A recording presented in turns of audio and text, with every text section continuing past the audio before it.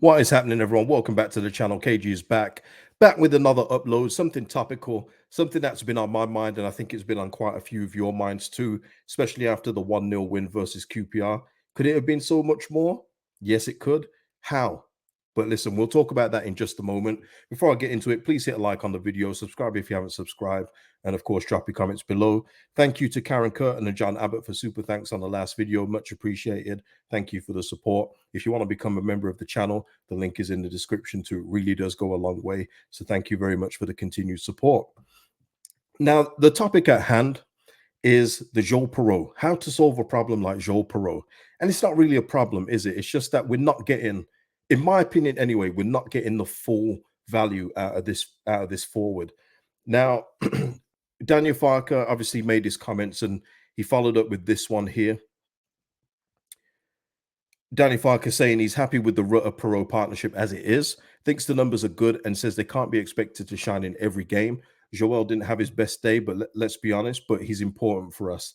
And that's what I want to really talk about, in that it seems that Daniel Farker is going to continue with the way that it is.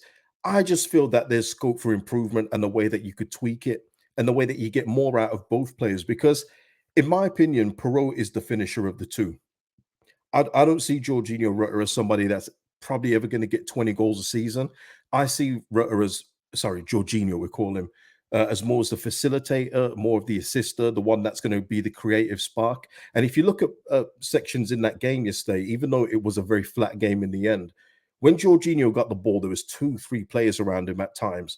And that is where you're looking for Joël Piroe to go on and run and go on and strike the ball, or get on the end of the through ball, much like Somerville did for his goal. But Joël Piroe's positions are so far back at times that he doesn't have a chance to get there by the time Jorginho's got the ball out of his feet. And for me, I think you can improve that. I think that you can improve that. No one is saying that Joël Piroe is an in-the-box striker. We see him. He likes to get on the end of things. He likes to make late runs into the box at times. But at this point in time, as someone said in the comments yesterday, and it was very true, sometimes Piroe is nearer Ampadu than he is Jorginho Rutter, and that is a problem, and that can be a problem going forward. Because look, we said it yesterday, QPR, they didn't even come out of first gear. It was embarrassing from QPR, but to say that we only won 1-0 against that team, I feel like we could have done more. And I feel like with Joël Piroe, he's kind of not getting, I don't think Farker's getting the best out of him. That's not to say, Farker's wrong. He's the coach, he's the man in charge. I just feel that there's more that we could get out of Joël Piroe. Now, look, it's not a crisis by any stretch of the imagination. If we look here, Joël Piroe, don't obviously count these games here. Those are his Swansea days. But look, it's a goal. No goal here. 2 goals here, no goal here, a goal here. And obviously, he's now gone scoreless in the last 2. And we obviously want to buck that this Saturday versus Bristol City. But it just shows you, though, and I do agree with other people, that in the games, he is becoming a little passive when he's not in the box. Because one thing you can't say about Joël Piroe at this point in time is when he's had a quiet game, at least he's missing chances. At least he's getting in the box, getting into positions to miss chances. Because he's not missing chances. And I think you can always go with that trope of at least he's getting in there to miss the chances.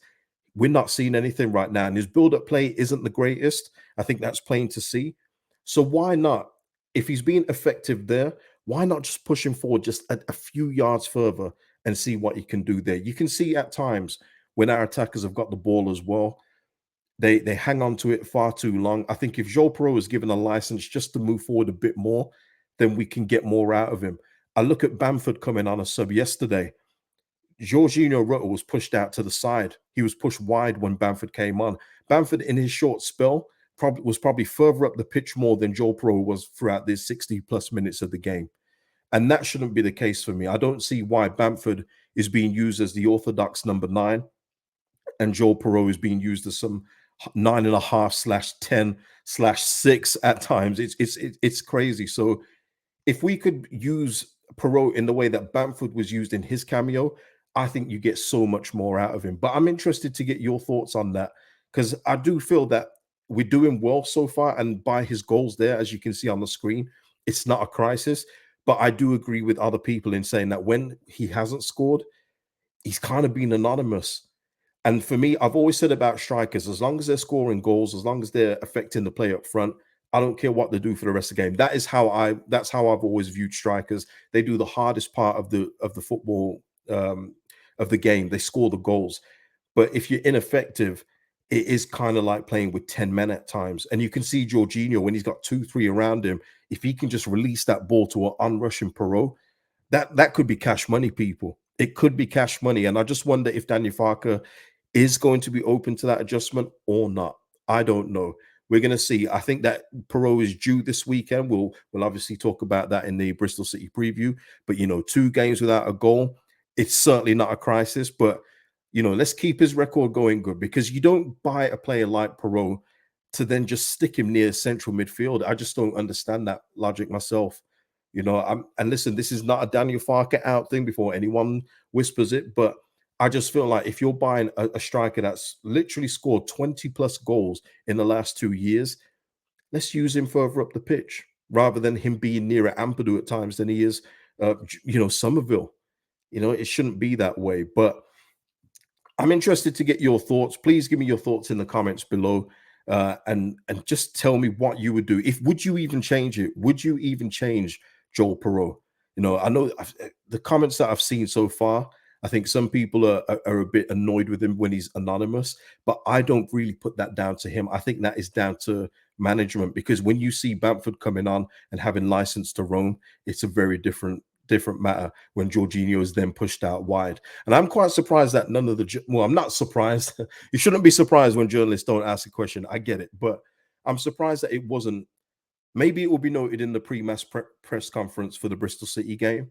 Maybe they'll ask, when Jorginho is on and Bamford was on, we saw Jorginho move wide, but when Perot's on, you push Jorginho up and Perot's, back in midfield. Why is that? I do wonder if that question will come up. I'll be listening out for it anyway. But yeah, people, it was just a quick topic, just a quick video in regards to that. Um, I do feel like we have got the best striker in the league. If Southampton, Leicester have bought him, we'd all be jealous. We've actually got him on our hands. So can we utilize him better, please? Can we utilize this guy better? His goal return's already good as it is. It could be greater. It could be much better than it is. So people, please, I'm going to end it there. Please hit a like before you go. Subscribe if you haven't subscribed. Drop your comments below. As I say, the if you want to donate a super thanks, it really does go a long way to myself and the channel. So thank you for that. And of course, become a member. Link is in the description. I will see you for the match preview against Bristol City, where we finish off this week. This week is 6 points only. We've picked up 3 against QPR. Bristol City, you're next. Peace out, people.